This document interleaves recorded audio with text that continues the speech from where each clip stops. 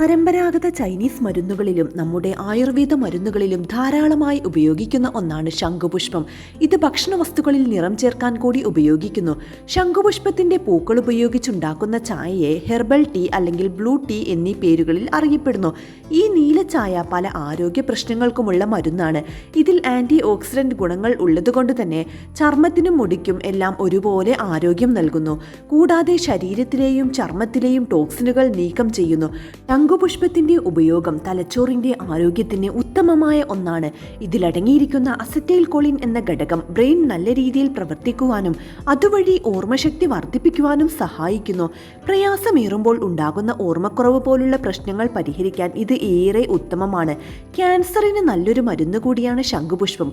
ഇതിന് ക്യാൻസർ കോശങ്ങളിലേക്ക് കയറി വളർച്ച മുരടിപ്പിക്കാൻ സാധിക്കുന്ന കഴിവ് കൂടിയുണ്ട്.